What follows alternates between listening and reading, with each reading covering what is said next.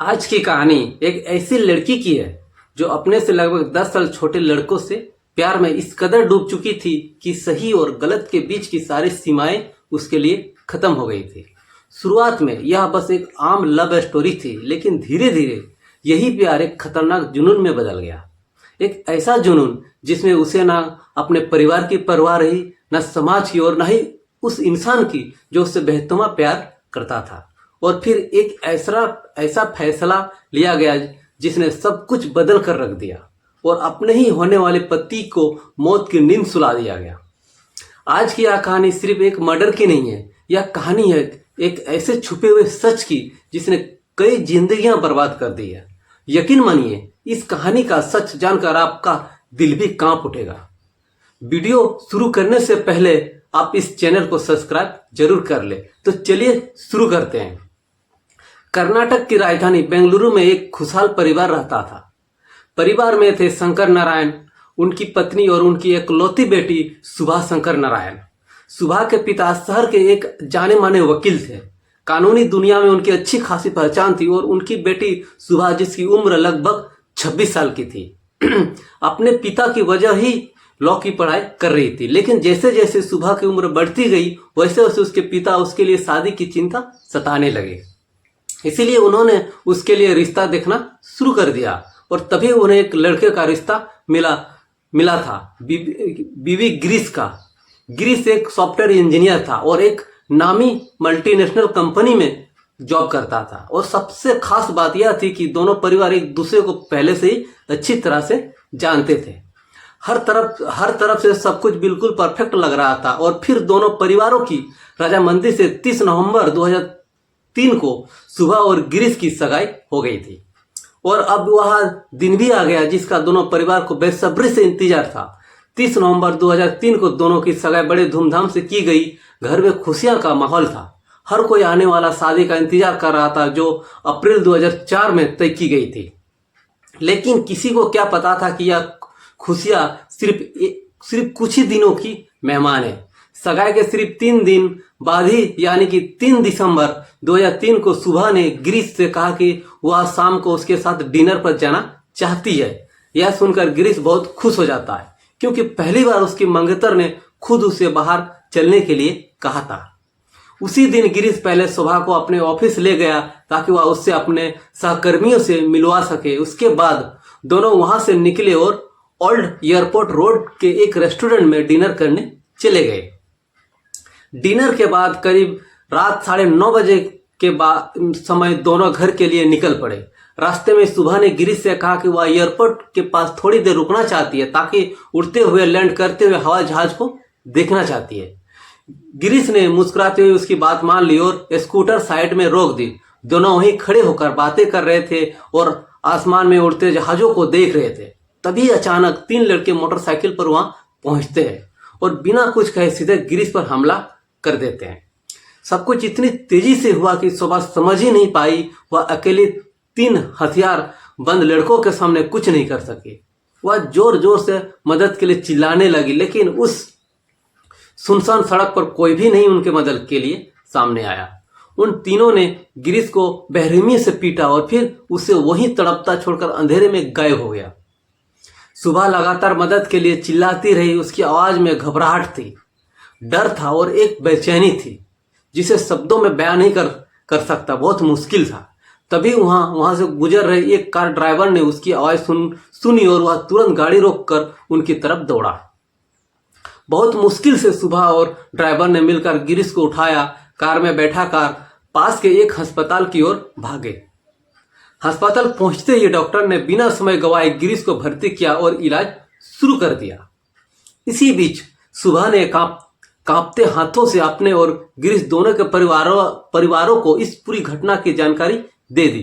कुछ ही देर में दोनों परिवार भी अस्पताल पहुंच गए। हर किसी के चेहरे पर डर था, आंखों में उम्मीद भी थी। डॉक्टर ने पूरी रात गिरीश की जान बचाने की कोशिश की, लेकिन किस्मत को शायद कुछ और ही मंजूर था। 4 दिसंबर 2003 को डॉक्टर ने गिरीश को मृत घोषित कर दिया। यह अब सिर्फ एक हादसा ही नहीं बल्कि साफ तौर पर एक हत्या का मामला बन चुका था। गिरीश के पिता टूट चुके थे, लेकिन फिर भी उन्होंने खुद को संभाला और तुरंत पास के पुलिस स्टेशन जाकर शिकायत दर्ज करवाई। उसी दिन उन्होंने पुलिस को पूरी घटना विस्तार से बताई, कैसे उनका बेटा अपने मंगेतर के साथ डिनर के लिए गया था और एयरपोर्ट के पास अचानक कुछ लोगों ने उस पर हमला कर देता है। अब यह मामला पूरी तरह पुलिस के हाथों में था और जांच शुरू हो चुकी थी। सबसे पहले पुलिस ने सुबह से पूछताछ की, क्योंकि वह इस पूरी घटना के इकलौती चश्मदीद गवाह थे। गिरीश की मौत की खबर के बाद सुबह पूरी तरह से टूट चुकी थी। वह लगातार रो रही थी, इसलिए पुलिस ने भी उससे बहुत नरमी से सवाल किए, लेकिन सुबह ने वही कहानी दोहराई जो गिरीश के पिता पहले ही बता चुके थे। इसके बाद पुलिस ने पूरी मामला को गंभीरता से लेते हुए क्राइम सीन की जांच शुरू की और साथ में गिरीश के पूरे बैकग्राउंड को खंगाला भी शुरू कर दिया। उन्होंने यह भी जानने की कोशिश की क्या गिरीश की किसी से दुश्मनी थी, लेकिन उन्हें ऐसा कोई सुराग नहीं मिला जिससे केस आगे बढ़ सके।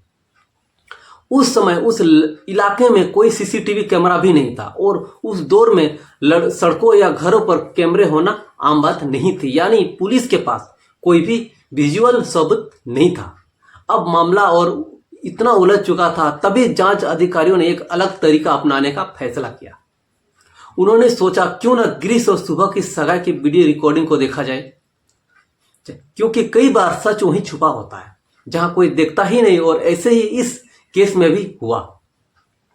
इस वीडियो रिकॉर्डिंग को देखने के पीछे एक खास वजह थी।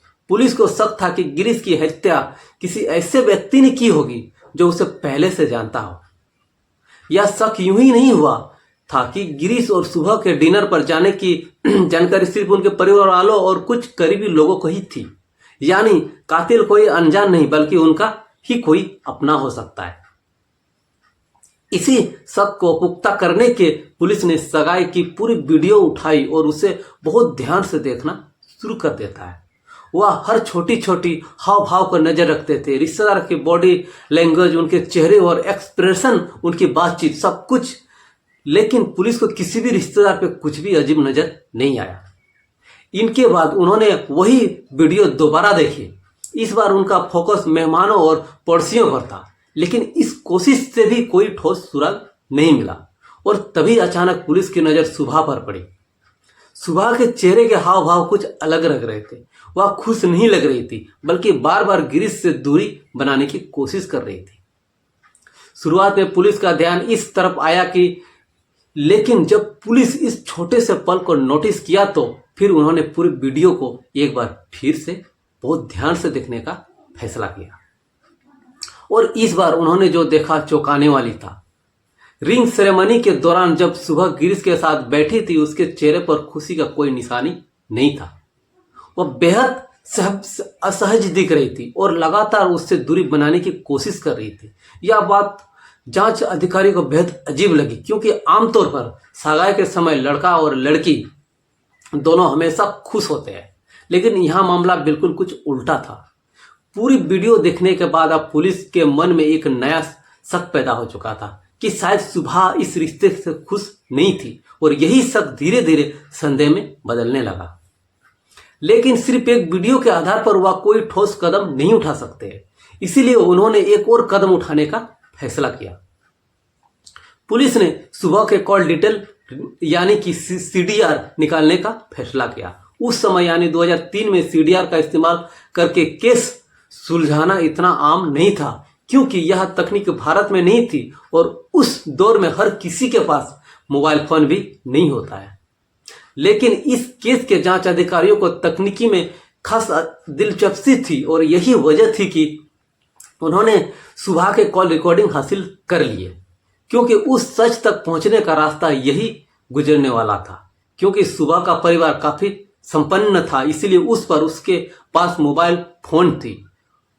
जब पुलिस ने उसके कॉल डिटेल रिकॉर्ड जो निकाला तो एक बेहद अहम बात सामने आई।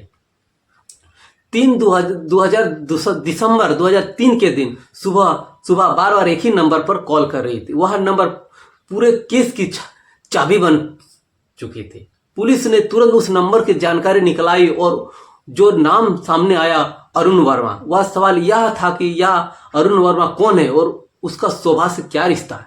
पुलिस ने उसकी जांच शुरू की और थोड़ी ही देर में एक चौंकाने वाला जानकारी सामने आई। अरुण और सुबह एक ही कॉलेज में पढ़ते हैं, लेकिन सुबह उससे 2 साल सीनियर थी। अब शक और गहरा गहरा हो चुका था।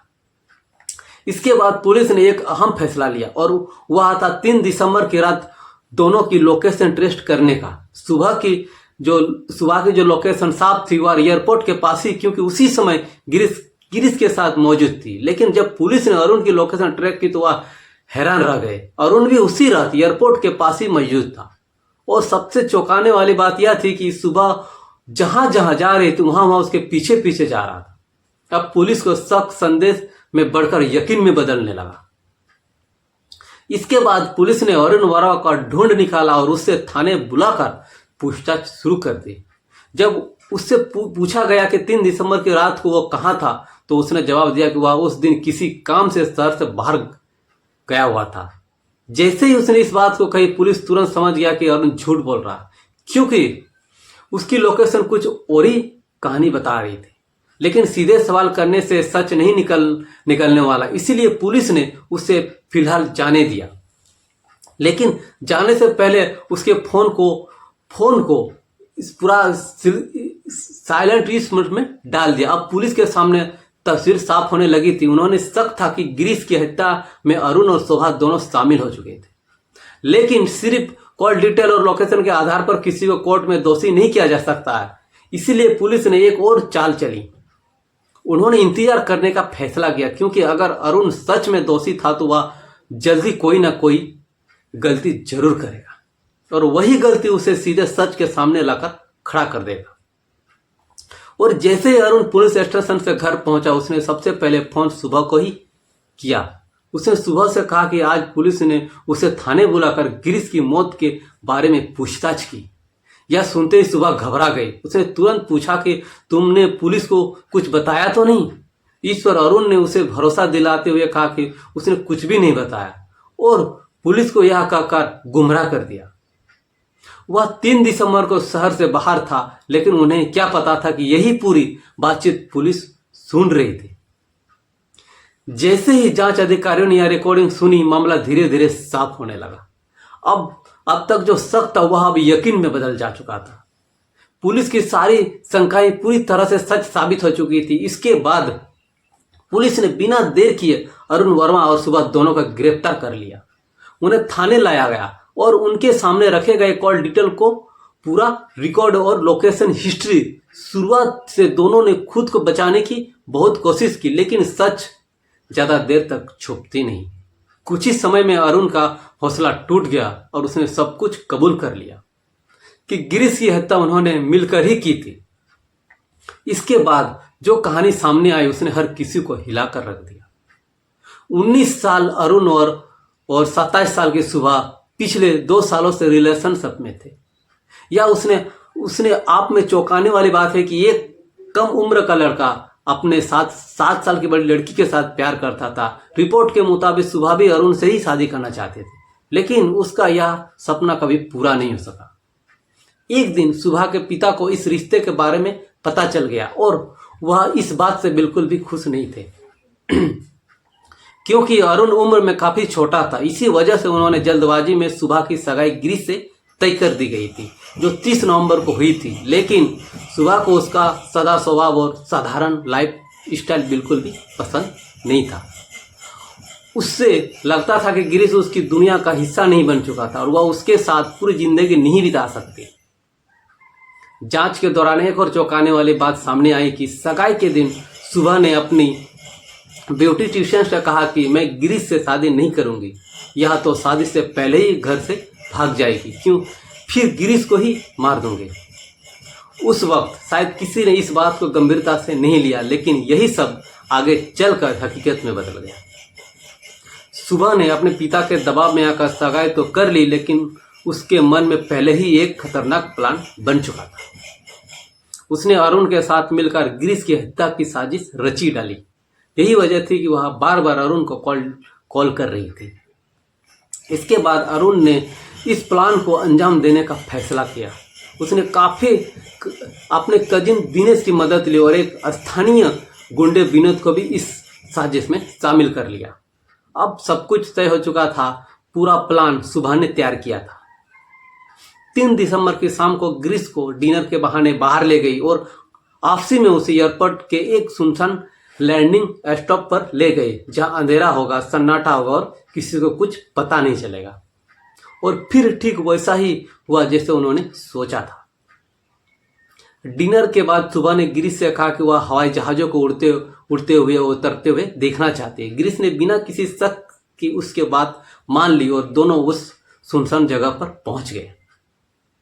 लेकिन उस पूरे समय के दौरान सुबह लगातार अरुण को कॉल और मैसेज किए जा रही थी, अपनी लोकेशन बता रही थी। कुछ ही देर में अरुण, दिनेश और विनोद वहां पहुंच गए और फिर बिना किसी चेतावनी के दिनेश और विनोद ने लोहे की रड से गिरीश के सिर पर जोरदार हमला कर देता है। हमला इतना तेज था कि गिरीश वहीं जमीन पर गिर पड़ा। उसके सिर से तेजी से खून बहने लगा। कुछ ही पलों में वह बेहोश हो गया।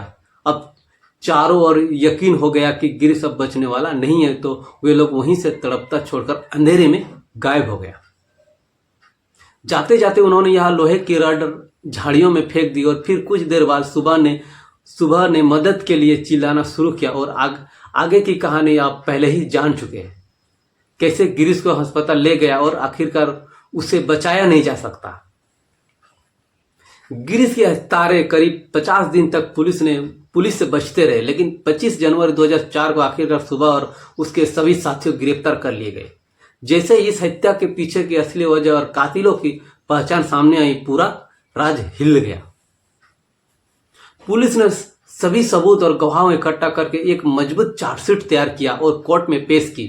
यह मामला लंबे समय तक अदालत में चलता रहा। बाद में इसे फास्ट ट्रैक कोर्ट में ट्रांसफर कर दिया गया, जहां 2007 और 2010 तक इस केस की सुनवाई चली। आखिरकार मई 2010 में फास्ट ट्रैक कोर्ट में सुबह, अरुण और उनके साथियों को उम्र कैद की सजा दी गई। लेकिन कहानी यहीं खत्म नहीं हुई।